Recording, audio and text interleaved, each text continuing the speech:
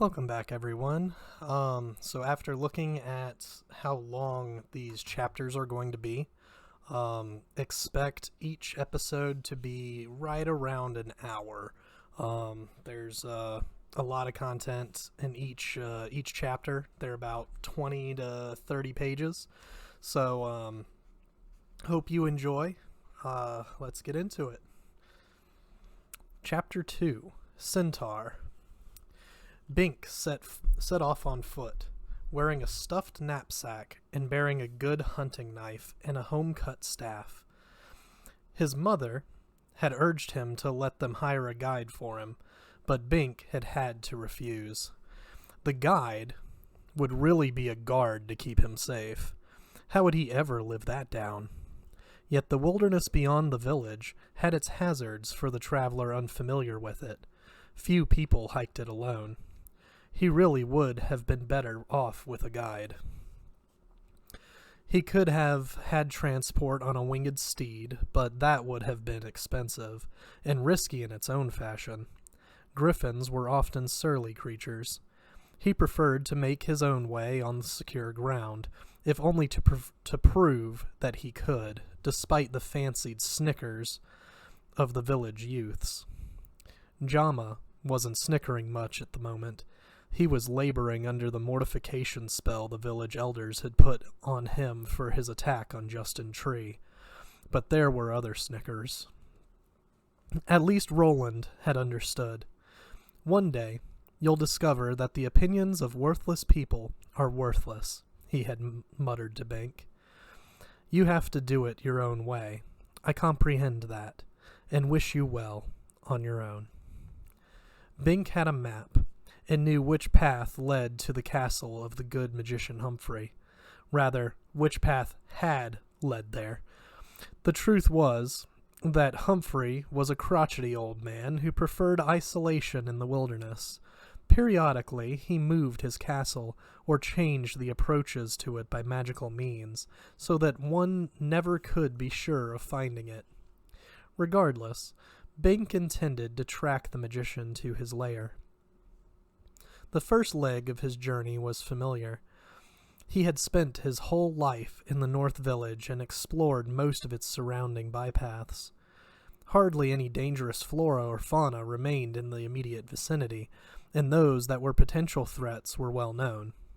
He stopped to drink at a water hole near a huge needle cactus.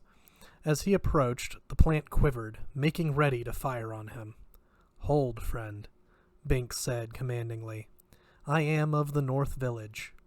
The cactus, restrained by the pacification formula, withheld its deadly barrage. The key word was friend. The thing certainly was not a friend, but it had to obey the guise laid on it.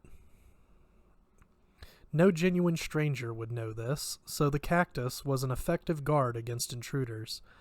Animals below a certain size it ignored.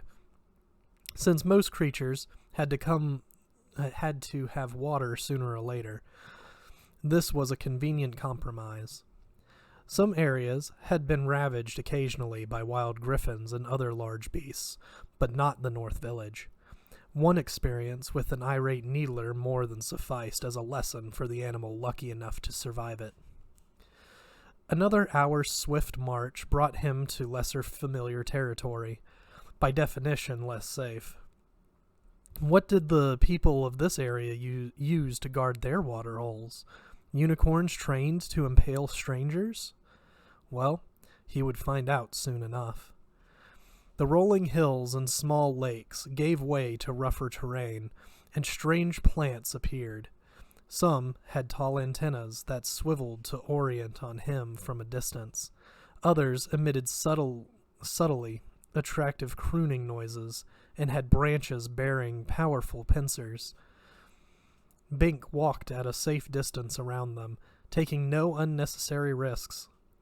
Once he had thought he spied an animal about the size of a man, but it had 8 spider-like legs. He moved on rapidly and silently.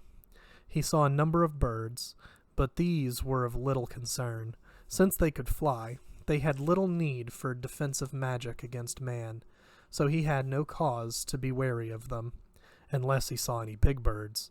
Those might consider him prey.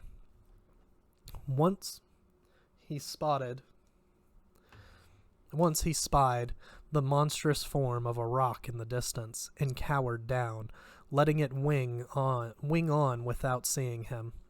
So long as the birds were small, he actually preferred their company, for the insects and bugs were at times aggressive.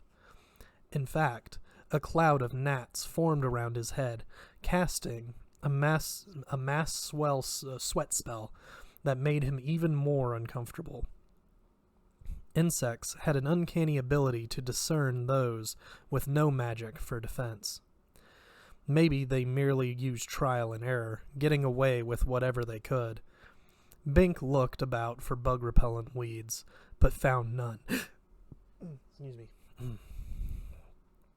Weeds were never where one wanted them. His temper was getting short as the sweat streamed down his nose and into his eyes and mouth. Then, 2 little sucker saps swooped in, sucking up the gnats, and he had relief. Yes, he liked little birds. He made about 10 miles in 3 hours, and was tiring. He was in good condition generally, but was not used to sustained marching with a heavy pack. Every so often he had a twinge from the ankle he had turned at Lookout Rock. Not a bad twinge, for it turned out to be a minor hurt, just enough to keep him cautious.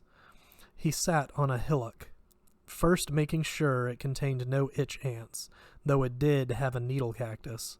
He approached this very cautiously, uncertain as to whether it had been tamed by the spell.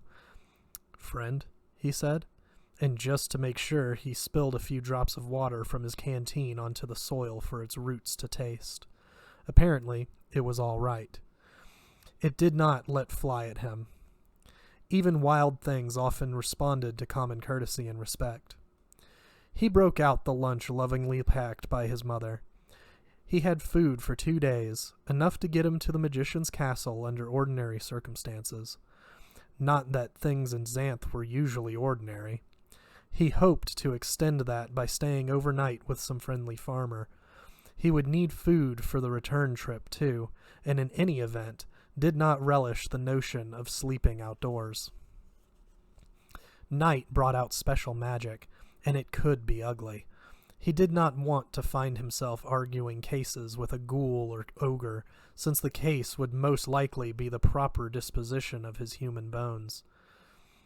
Whether they should be consumed live, while the marrow was fresh and sweet, or crunched after being allowed to age for a week after death. Different predators had different tastes. He bit into the Cresmato sandwich. Something crunched, startling him, but it was not a bone, just a flavor stem. Bianca certainly knew how to make a sandwich. Roland always teased her about that, claiming that she had mastered the art under the tutelage of an old sand witch. Yet it was unfunny to Bink, for it meant he was still dependent on her, until he finished what she had prepared and foraged for himself.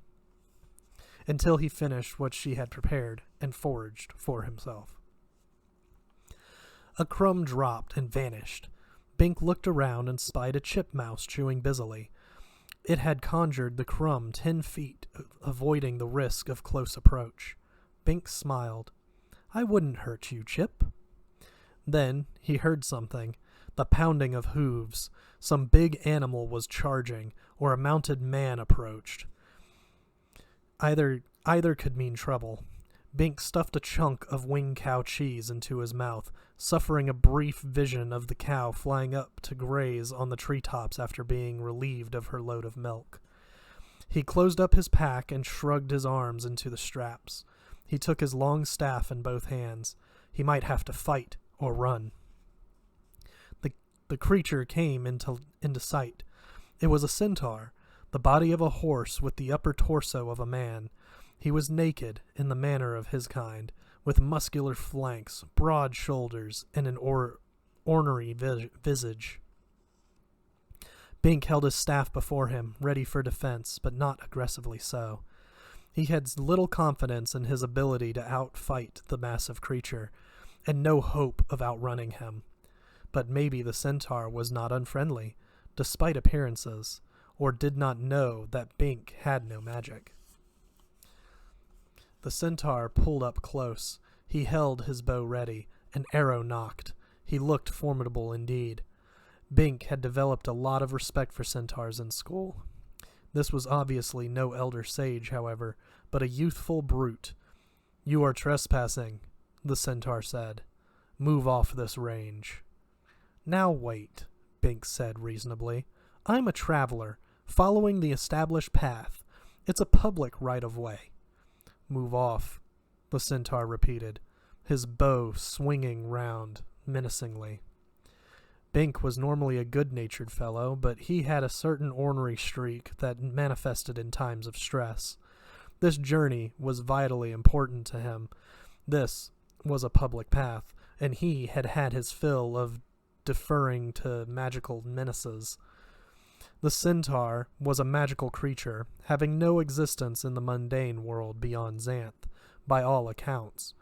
Thus, Bink's aggravation against magic was stirred up again, and he did something foolish. "Go soak your tail," he snapped. The centaur blinked. Now, he looked even huskier, his shoulders broader, his chest deeper, and his equine body even more dynamic than before. Obviously, he was not accustomed to such language, at least not directed at him, and the experience startled him. In due course, however, he made the requisite mental and emotional adjustments, signaled by an awe-inspiring nodding of oversized muscles.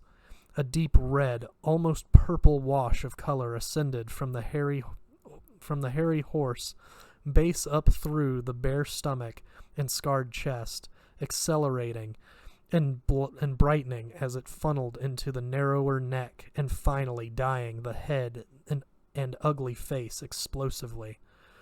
As that inexorable tide of red rage ignited his ears and penetrated to his brain, the centaur acted. His bow swung about and knocked arrow drawing back. As it bore on Bink, the arrow let fly. Naturally, Bink wasn't there. He had had ample opportunity to read the storm signals. As the bow moved, he ducked under.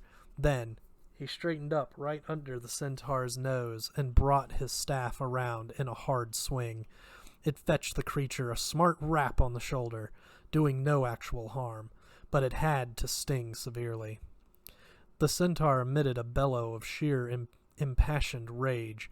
He whipped his bow around with his left hand, while his right hand dived for the quiver of arrows hanging on his equine's shoulder. But now Bink's staff was tangled in his bow. The creature threw down the bow. The action ripped the staff out of Bink's hands. The centaur made a huge fist. Bink scurried around to the rear as that fist swung at him, but the rear of the centaur was no safer than the front. One leg licked back violently. Through a freak of timing, it missed Bink and clubbed into the trunk of the needle cactus. The cactus responded with a barrage of flying needles. Even as the hoof struck, Bink threw himself flat on the ground. The needles overshot him and plunked into the handsome posterior of the centaur. Once more, Bink had lucked out. He was miraculously untouched by either hoof or needles. The centaur neighed with truly amazing volume. Those needles hurt. Each one was 2 inches long and barbed, and 100 of them decorated the glistening surface, tacking the tail to the donkey, as it were. Had the creature been facing the cactus, he could have been blinded or killed as the barbs punctured his face and neck. He was lucky, too, though he hardly seemed to appreciate his fortune at the moment. Now, there were no bounds to the centaur's anger. An unholy contortion of utter rage ravaged his homely face. He did a massive prance, his hindquarters rising and descending in an arc, bringing his front part abruptly adjacent to Bink. 2 crushingly powerful arms shot out, and 2 horny hands closed about Bink's relatively puny neck. Slowly they tightened, with vice-like deliberation. Bink lifted off the ground so that his feet dangled, was helpless. He knew he was about to be strangled. He could not even plead for mercy, for his air and much of his blood were cut off. "Chester!" a female voice cried. The centaur stiffened. This did Bink no good. "Chester, you put that man down this instant!" The voice was peremptory. That's a big word. Was serious. We'll just go with that. "Do you want an interspecies incident?" "But Sherry," Chester protested, his color abating several shades. "He's an intruder, and he asked for it." "He's on the king's path," Sherry said. "Travelers are immune to molestation. You know that. Now let him go." The lady centaur hardly seemed to be in a position to enforce her demand, but Chester slowly bowed to her authority. "Can't I just squeeze him a little?" he begged, squeezing a little. Bink's eyeballs almost popped out of their sockets. "If you do, I'll never run with you again. Down." Oh. Reluctantly, Chester eased off. Bink slid to the ground, reeling. What a fool he had been to tangle with this brute. The female centaur caught him as he swayed. "Poor thing," she exclaimed, cushioning his head against a plush pillow. "Are you all right?" Bink opened his mouth, gagged, and tried again. It seemed that his crushed throat would never unkink. "Yes," he croaked. "Who are you? What happened to your hand? Did Chester—" "No," Bink said hastily. "He didn't bite off my finger. That's a childhood injury. See, it's long since healed over." She inspected it carefully, running her surprisingly delicate fingers over it. "Yes, I see. Still. I am Bink of the North Village," he said. He turned his head to face her, and discovered the nature of the pillow he rested against. "Oh no, not again," he thought. "Will I always be babied by women?" Centaur females were smaller than the males, but still stood somewhat taller than human beings. Their humanoid portions were somewhat better endowed. He jerked his head away from her bare front. It was bad enough being babied by his mother, let alone a lady centaur. "I am traveling south to see the magician Humphrey." Sherry nodded. She was a beautiful creature, both as horse and as human, with glossy flanks and a remarkable human forefigure. Her face was attractive, only very slightly long of nose in the equine manner. Her brown human hair trailed all the way down to her saddle region, balancing her similarly flowing tail. "And this ass waylaid you?" She says. "And this ass waylaid you?"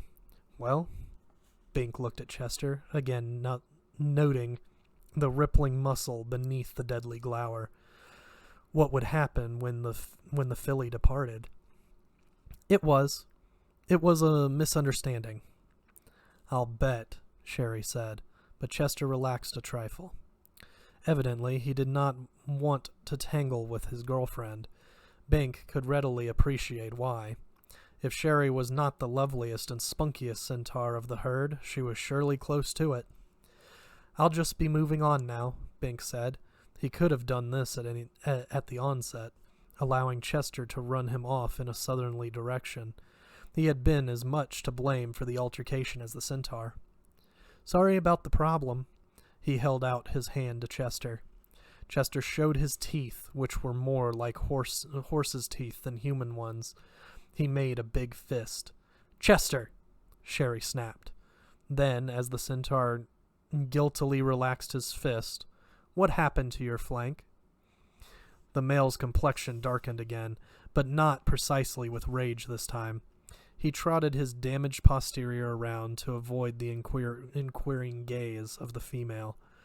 Bink had almost forgotten about the needles. They must still be hurting. But it would hurt more to yank them all out. What a pain in the tail. A most awkward locale to discuss in mixed company. He almost felt sympathy for the surly creature. Chester suppressed his assorted reactions and with fine discipline took Bink's hand. "I hope everything comes out all right in the end," Bink said, with a smile that became a bit broader than intended.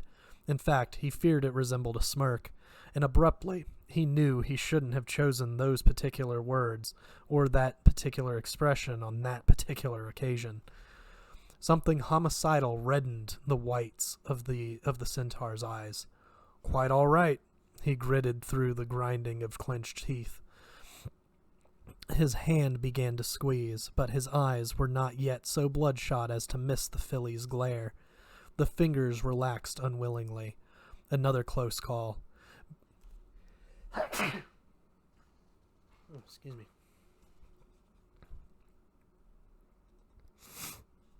Bink could have had his finger bones pulped in that grip. "I'll give you a lift," Sherry decided. "Chester, put him on my back."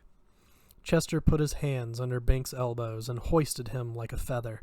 For a moment, Bink feared he would be thrown 50 feet, but Sherry's fair eye was still on them, and so he landed safely and gently on the lady's back. "Is that your staff?" she inquired, glancing at the tangled staff and bow. And Chester, without even being directed, lifted the staff and returned it to Bink, who tucked it slantwise between his back and his pack for easy transport.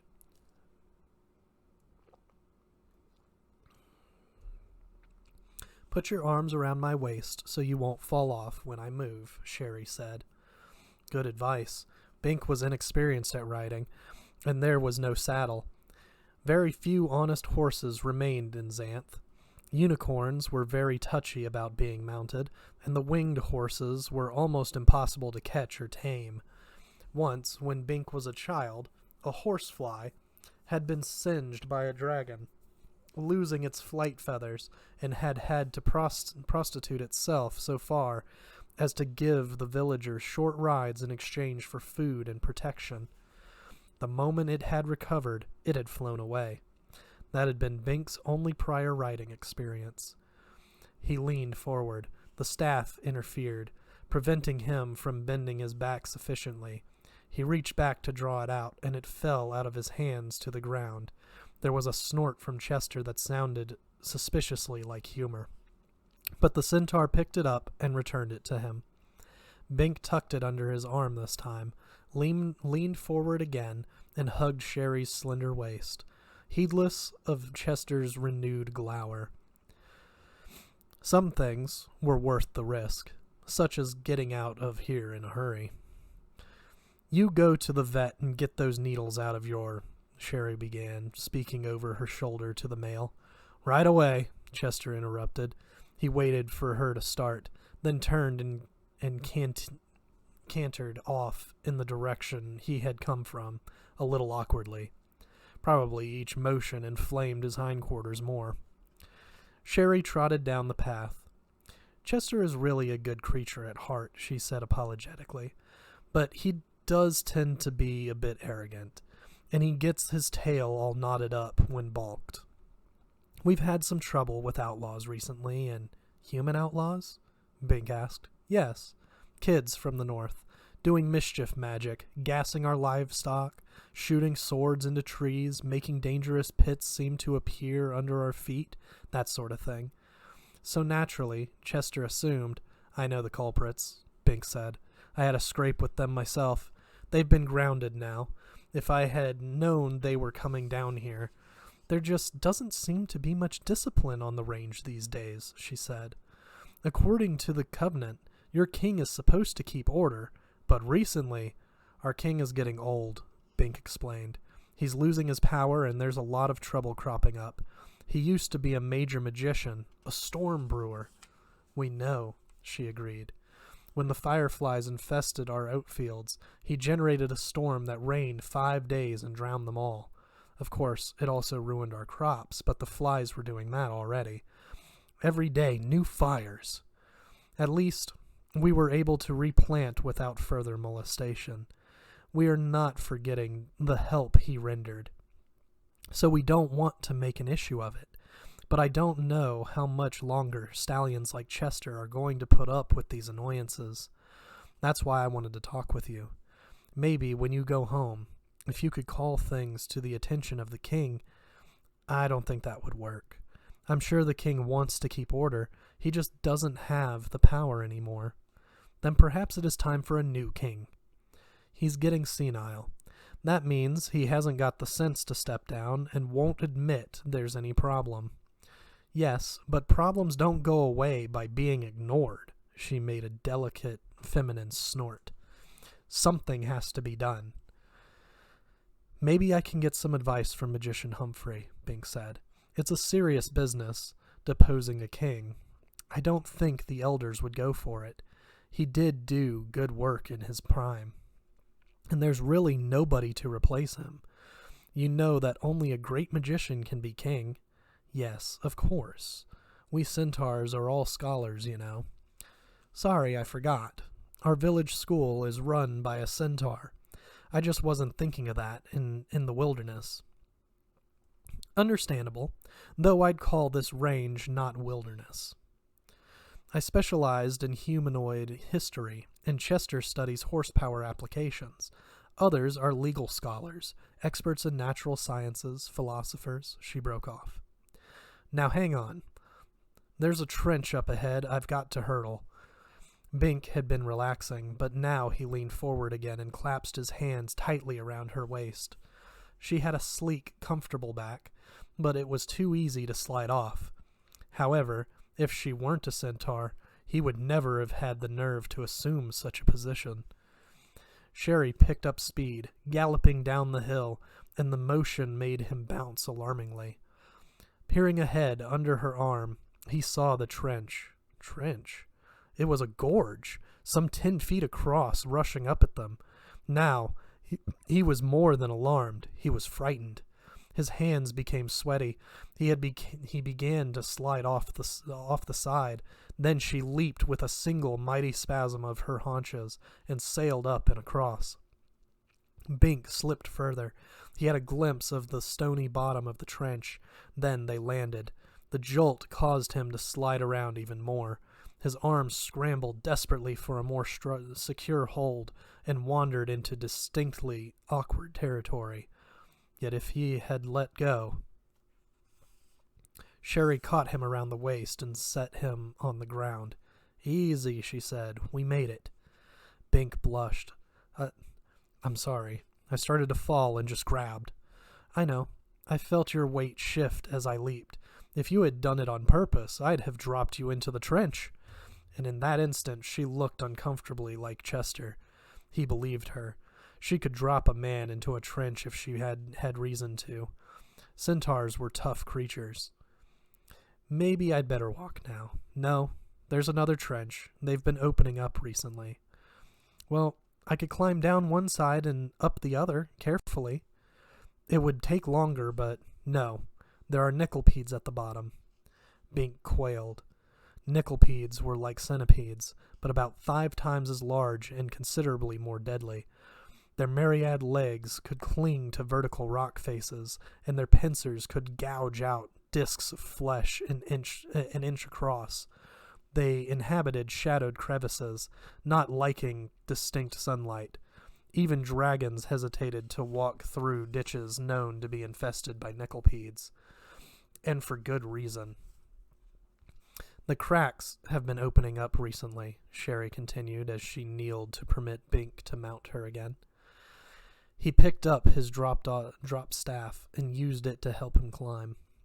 "I'm afraid there's big magic brewing somewhere, spreading throughout Xanth, causing discord in animal, vegetable, and mineral. I'll get you across that next trench. Then it's beyond centaur territory." It hadn't occurred to him that there would be such barriers. They didn't show up on his map. The trail was supposed to be clear and reasonably safe throughout, but the map had been made years ago, and these cracks in the ground were new, Sherry said. Nothing in Xanth was permanent, and travel was always somewhat risky. He was lucky he had obtained the Lady Centaur's help.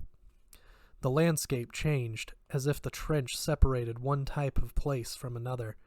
Before it had been rolling hills and fields, now it was forest. The path became narrower, crowded by huge mock pine trees, and the forest floor was a red-brown carpet of mock needles. Here and there were patches of light green ferns which seemed to thrive where weeds could not, and regions of dark green moss.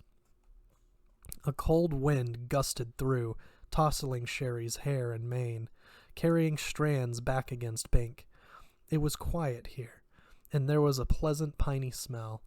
He felt like dismounting and laying down in a bed of moss, just approaching this peaceful spot, just appreciating this peaceful spot. "Don't do it," Sherry warned. Bink jumped. "I didn't know centaurs practice magic." "Magic?" she inquired, and he knew she was frowning. "You read my mind." She laughed. "Hardly. We do know magic, but we do know the effect these woods have on humans. It's the peace spell the trees make to protect themselves from getting chopped." "Nothing wrong in that," Bink said. "I wasn't going to chop them anyway." "They don't trust in your good intentions. I'll show you." She stepped carefully off the beaten trail, her hooves sinking into the soft pine needle floor.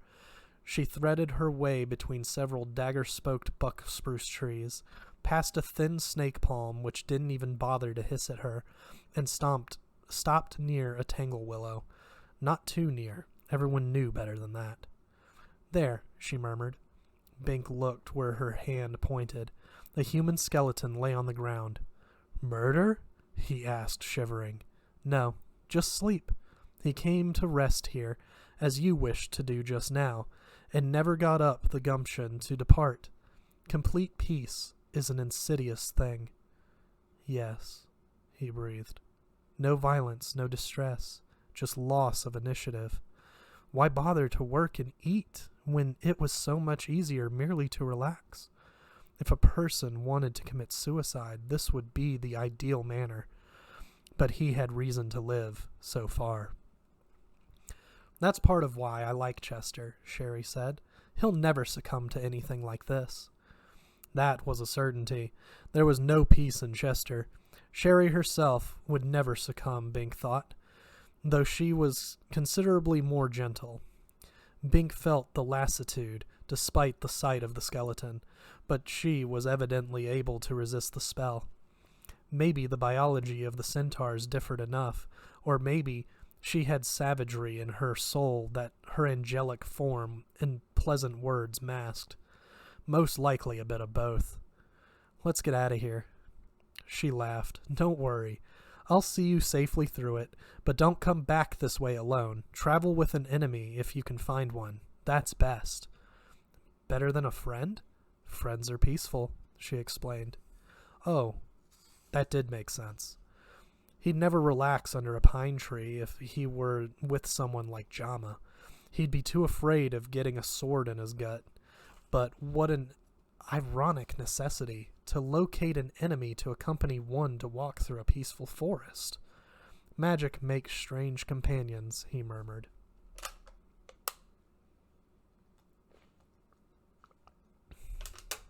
The peace spell also explained why there was so little other magic here. The plants did not need individual defensive spells. No one was going to attack. Even the tangle tree had seemed quiescent, though he was sure it would make a grab when it had the chance, since that was the way it fed. Interesting how quickly magic faded when the immediate imperative of survival abated. No, there was magic, strong magic. It was the communal magic of the entire forest, with each plant contributing its modicum. If a person could figure out a way to nullify the effect in himself, perhaps with a counter-charm, he could live here in absolute safety. That was worth remembering. They threaded their way back to the path and resumed travel. Bink almost slid off his perch twice, falling asleep, each time awakening with a shock. He would never have made it out of here alone. He was glad to see the pine forest thin, shifting into hard woods. He felt more alert, more violent, and that was good. Harder wood, harder feelings. I wonder who that was back there, Bink mused. Oh, I know, Sherry answered. He was one of the last wave who got lost, wandered in here, and decided to rest forever. But the last wavers were savage, Bink said. They slaughtered indiscriminately. All waves were savages when they came, with one exception, she said. We centaurs know. We were here before the first wave. We had to fight all of you until the Covenant. You didn't have magic, but you had weapons and numbers and vicious cunning. Many of us died. My ancestors were first wave, Bink said with a certain pride. We always had magic, and we never fought the centaurs. Now don't get aggressive, human, just because I took you out of the peace pines, she cautioned. You do not have our knowledge of history. Bink realized that he'd better moderate his tone if he wanted to continue the ride, and he did want to continue. Sherry was pleasant company, and she obviously knew all the local magic, so that she was able to avoid all threats. Last and most, she was giving his tired legs a good rest while bearing him forward rapidly. Already she had taken him a good 10 miles. I'm sorry, it was a matter of family pride. Well, that's no bad thing, she said, mollified. She made her way delicately across a wooden trestle over a bubbling brook. Suddenly, Bink was thirsty. May we stop for a drink? He asked. She snorted again, a very horse-like sound. Not here.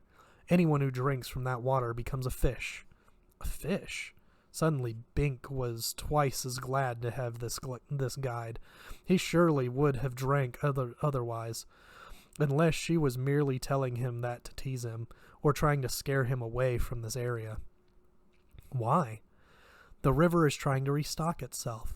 It was cleaned out by the evil magician Trent 21 years ago.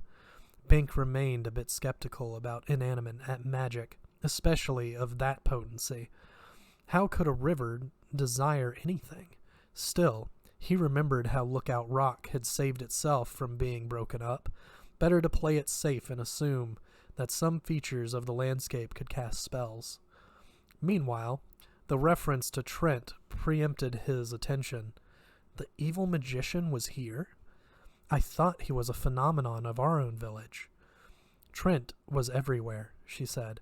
He wanted us, centaurs, to support him, and when we balked,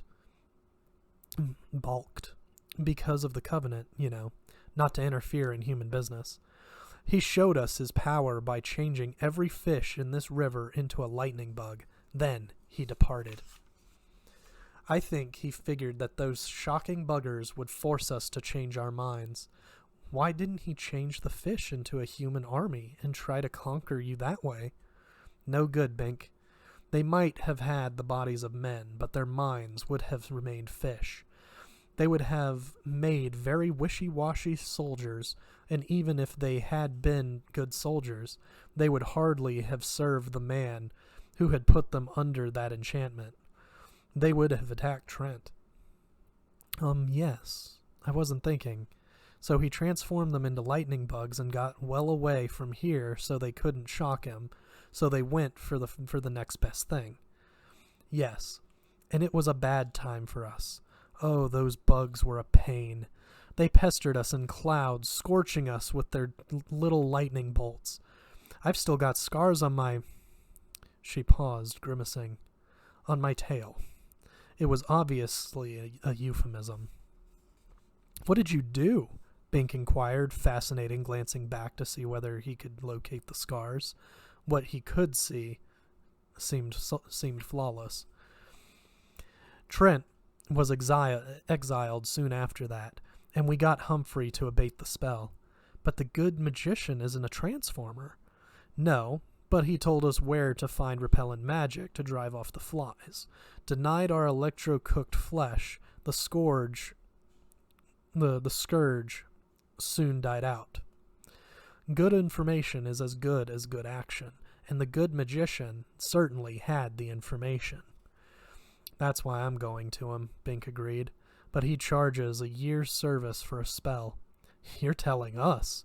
300 head of centaur, 1 year each. What a job.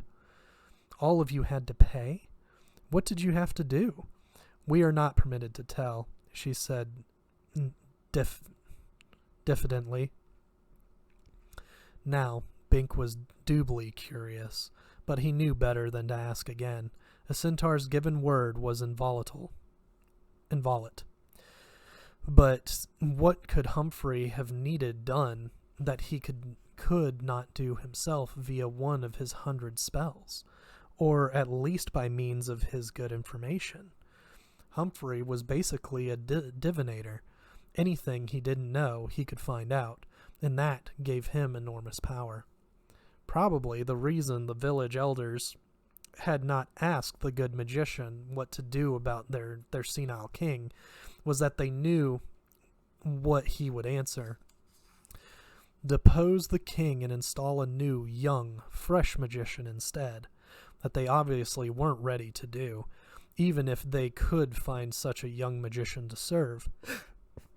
Well, there were many mysteries and many problems in Xanth, and it was hardly given to Bink to know of them all, or to solve any.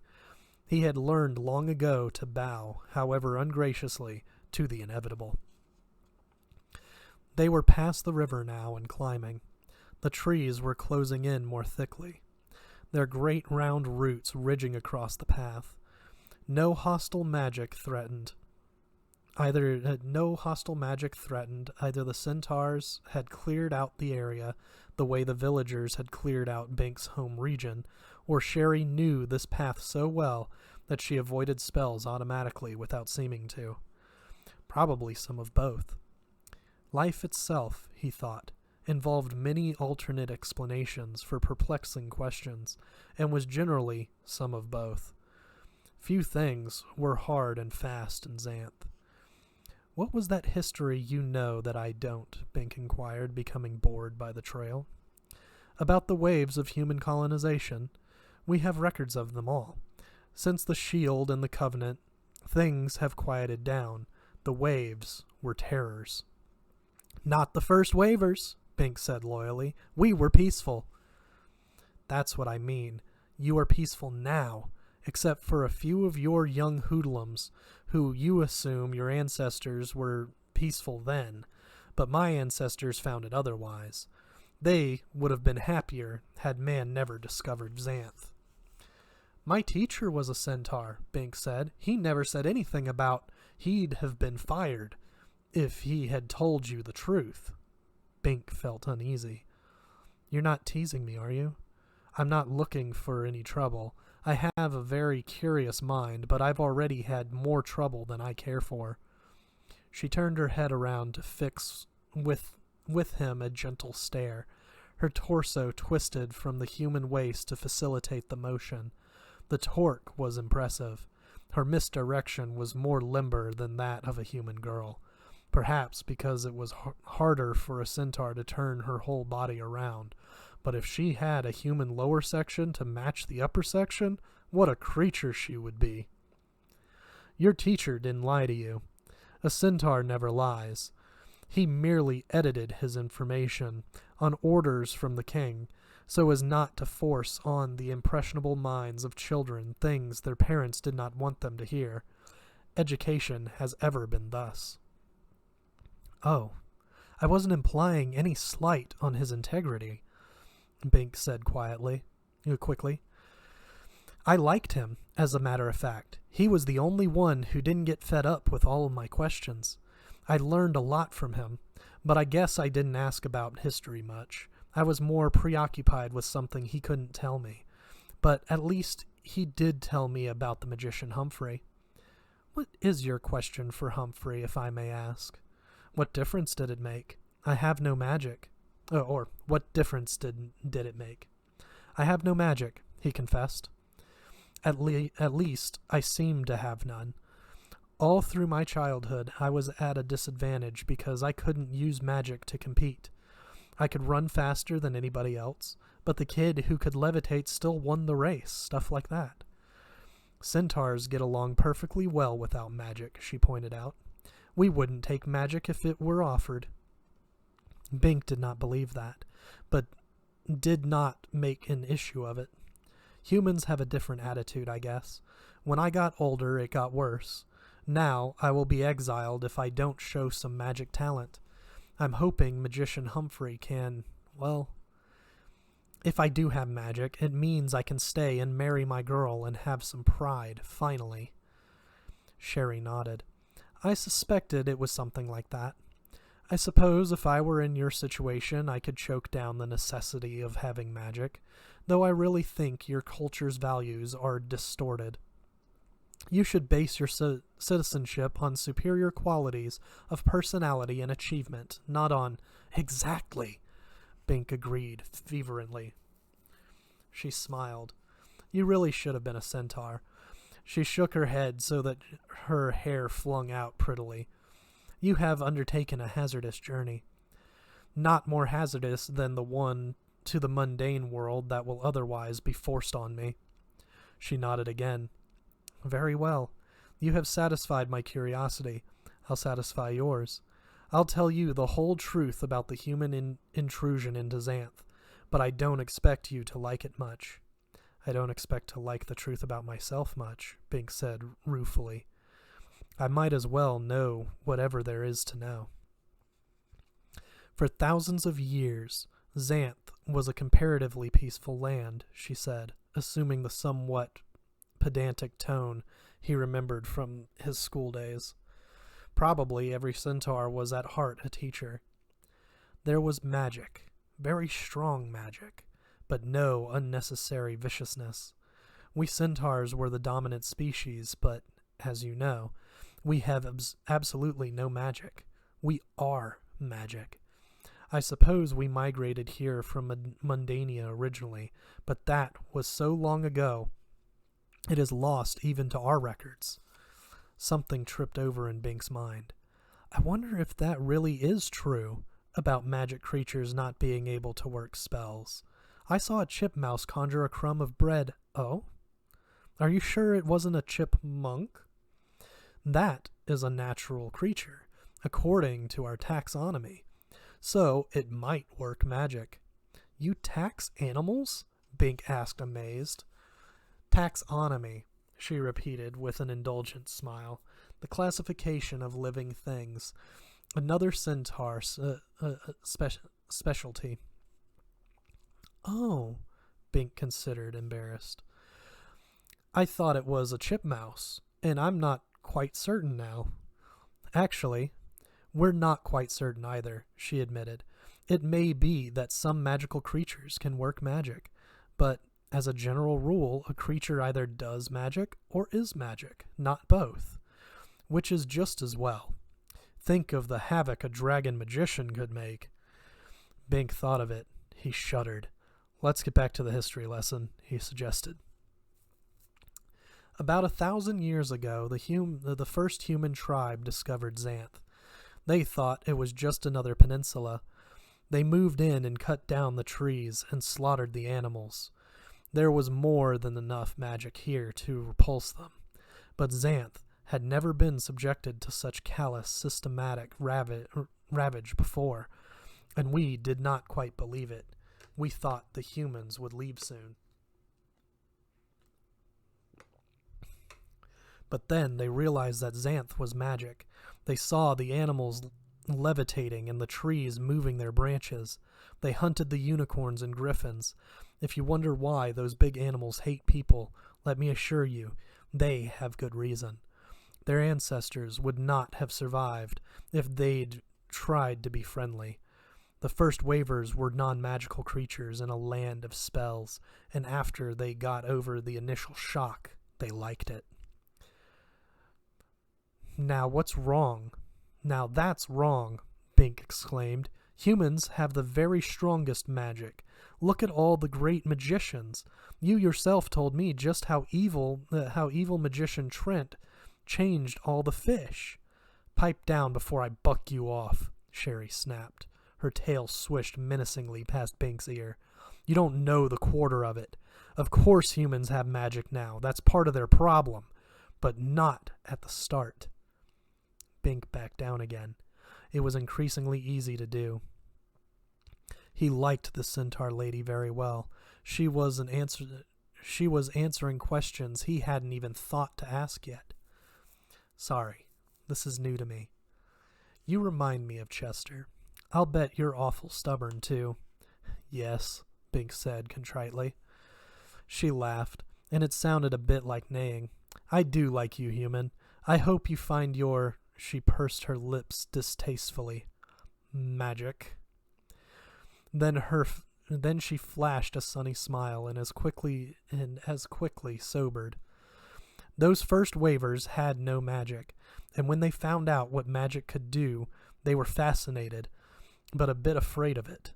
A number of them perished in a lake that had a drown spell, and some ran afoul of dragons, and when they met the first basilisk... Are there still basilisks? Bink inquired worriedly, abruptly remembering the omen of the chameleon. It had stared at him in the guise of a basilisk just before it died, as if its spell had backfired. He had yet to be sure of the meaning of that sequence. Yes, there are, but not many, she answered. Both humans and centaurs labored to stamp them out. Their glance is fatal to us too, you know. Now they hide, because they know that the first intelligent creature killed that way will bring an avenging army of mirror-masked warriors down on them. A basilisk is no match for a forewarned man or centaur. It's just a small winged lizard, you know, with the head and claws of a chicken.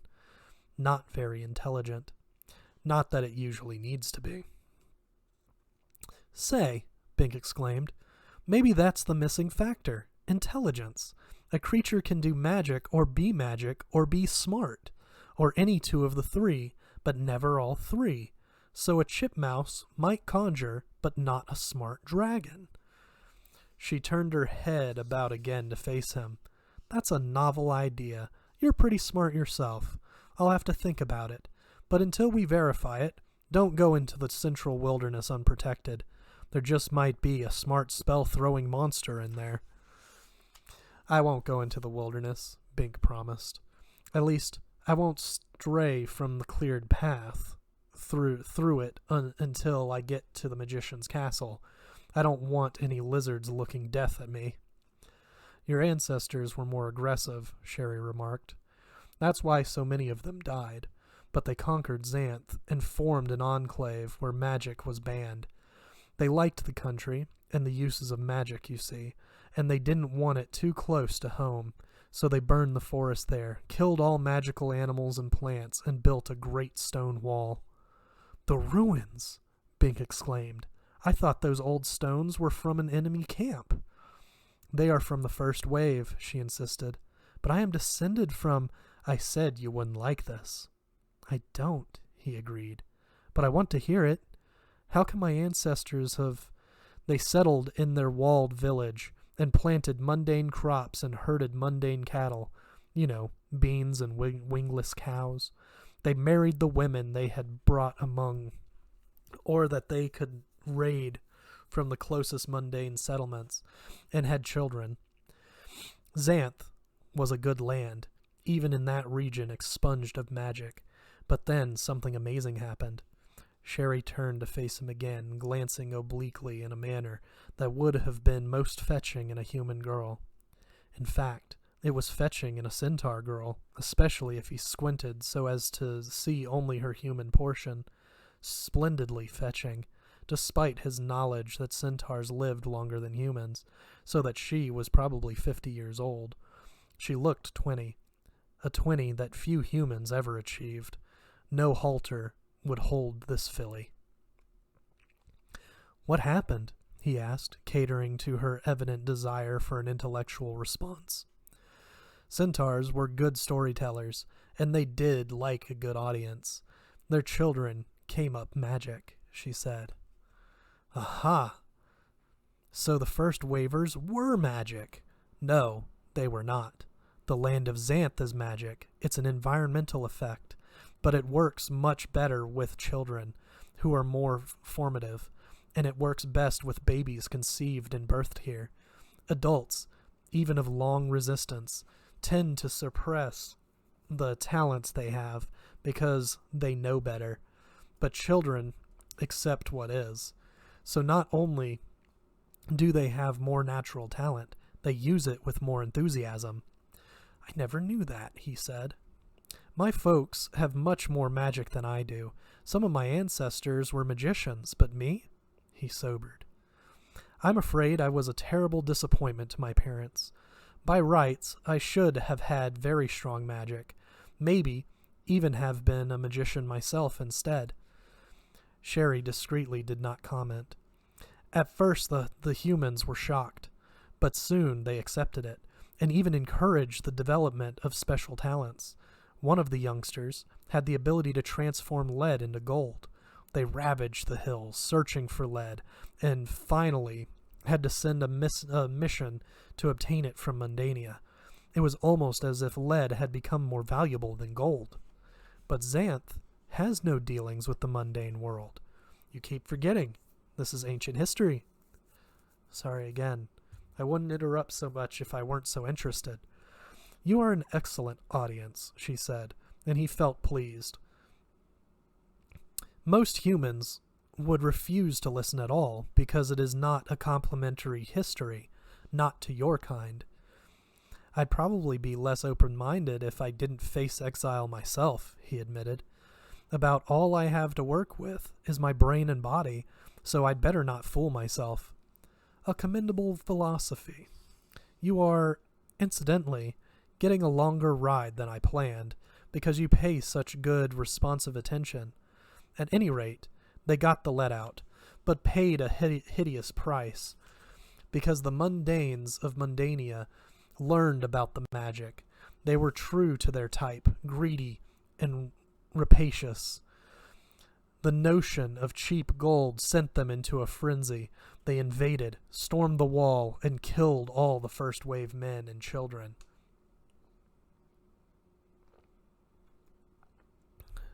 But, Bink protested, horrified. These were the second waivers, Sherry said gently. They saved the first waver women, you see, because the second wave was an all-male army. They thought there was a machine to convert the lead into gold, or an alchemical process organized by a secret formula.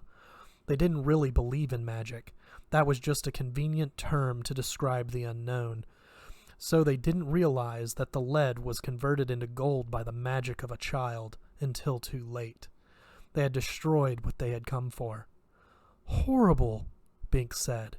You mean I am descended from the rape of a first-wave mother? Yes. There is no other way you can authenticate your lineage. We centaurs had never liked the first waivers, but we were sorry for them then. The second waivers were worse. They were literal pirates, rapacious. Had we known, we would have helped the first waivers fight them off. Our archers could have ambushed them. She shrugged. Centaur archery was legendary. No need to belabor the point. Now the invaders settled, she continued after a pause. They sent their own archers all over Xanth, killing. She broke off, and Bink knew how keenly she felt the irony of her kind being prey to the inferior archery of human beings. She gave a little shudder that almost dislodged him and forced herself to continue. Killing centaurs for meat. Not until we organized and ambushed their camp, putting shafts through half of them, did they agree to let us alone. Even after that, they did not honor their agreement very well, for they had precious little sense of honor. And their children had magic? Bink continued, seeing it now. And so the third waivers invaded and killed off the second waivers? Yes. This happened after several generations, though it was every bit as vicious when it came. The second waivers had become tolerably good neighbors, all things considered by then. Again, only the women were saved, and not many of them, because they had been in Xanth all their lives. Their magic was strong. They used it to eliminate their rapist husbands one by one in ways that could not be directly traced to the woman. But their victory was their defeat, for now they had no families at all, so they had to invite in more mundanes. "This is ghastly," Bink said. "I am descended from 1,000 years of ignominy." "Not entirely. The history of man in Xanth is brutal, but not without redeeming values, even greatness. The second wave women organized and brought in only the finest men they could locate. Strong, just, kind, intelligent men, who understood the background but came more from principle than from greed. They promised to keep the secret and to uphold the values of Xanth. They were mundanes, but they were noble ones." "The fourth waivers!" Bink exclaimed. "The finest of them all!" "Yes, the Xanth women were widows and victims of rape and finally murderesses. Some were old or scarred physically and emotionally by the campaign, but they all had strong magic and iron determination. They were the survivors of the cruel upheaval that had wiped out all other humans in Xanth. These qualities were quite evident. When the new men learned the whole truth, some turned about and returned to Mundania, but others liked marrying witches. They wanted to have children with potent magic, and they thought it might be hereditary, so they regarded youth and beauty as secondary. They made excellent husbands. Others wanted the potentials of the unique land of Xanth developed and protected. They were the environmentalists, and magic was the most precious part of the environment. And not all the fourth waivers were men. Some were carefully selected young women, brought in to marry the children, so that there would not be too much inbreeding. So it was a settlement, not an invasion, and it was not rooted in murder, but based on sound commercial and biological principles. "I know," Bink said. "That was the wave of the first great magicians." "So it was. Of course, there were other waves, but none so critical. The effective dominance of human beings in Xanth dates from that fourth wave. Other invasions killed many and drove more into the backwoods, but the continuity was never broken. Just about every truly intelligent or magical person traces his ancestry to the fourth wave. I'm sure you do too." "Yes," Bink agreed. "I have ancestors from the first 6 waves, but I always thought the first wave lineage was the most important. The institution of the magic shield finally stopped the waves. It kept all mundane creatures out and all Xanth creatures in. It was hailed as the salvation of Xanth, the guarantor of utopia. But somehow things didn't improve much. It is as if the people exchanged one problem for another, a visible threat for an invisible one. In the past century, Xanth has been entirely free from invasion, but other threats have developed, like the fireflies and the wiggles in the bad magician Trent." Bink agreed. "Magical hazards." "Trent was not a bad magician," Sherry corrected him. "He was an evil magician. There's a distinction, a crucial one." Yes. He was a good evil magician. Luckily, they got rid of him before he took over Xanth." "Certainly. But suppose another evil magician appears, or the Wiggles manifest again. Who will save Xanth this time?" "I don't know," Bink admitted. "Sometimes I wonder whether the shield was really a good idea. It was the net effect of intensifying the magic in Xanth, preventing dilution from outside, as if that magic were building up toward an explosion point. Yet I certainly wouldn't want to return to the days of the waves." Bink had never thought of it that way. Somehow, I find it hard to appreciate the problems of the concentration of magic in Xanth, he said. I keep wishing there were just a little more. Enough for me, for my talent. You might be better off without it, she suggested. If you could just obtain a dispensation from the king. Ha, Bink said. I'd be better off living like a hermit in the wilderness. My village won't tolerate a man without a talent. Strange inversion, she murmured. What? Oh, nothing. I was just thinking of Herman the Hermit. He was exiled from our herd some years back for obscenity. Bink laughed. What could be obscene to a centaur? What did he do? Sherry drew up abruptly at the edge of a pretty field of flowers. This is as far as I go, she said tersely. Bink realized that he had said the wrong thing. I didn't mean to offend. I apologize for whatever. Sherry relaxed. You couldn't know. The odor of these flowers makes centaurs do crazy things. I have to stay clear except in real emergencies. I believe Magician Humphrey's castle is about 5 miles south. Keep alert for hostile magic, and I hope you find your talent. Thanks, Bink said gratefully. He slid off her back. His legs were a bit stiff from the long ride, but he knew she had gained him a day's travel time. He walked around to face her and held out his hand. Sherry accepted it, then leaned forward to kiss him. A motherly kiss on the forehead. Bink wished she had not done that, but he smiled mechanically and started walking. He heard her hooves cantering back through the forest, and suddenly he felt lonely. Fortunately, his journey was nearly over, but still he wondered. What had Herman the Hermit done that the centaurs considered obscene? And that's it for today. We'll see you guys next week with Chapter 3.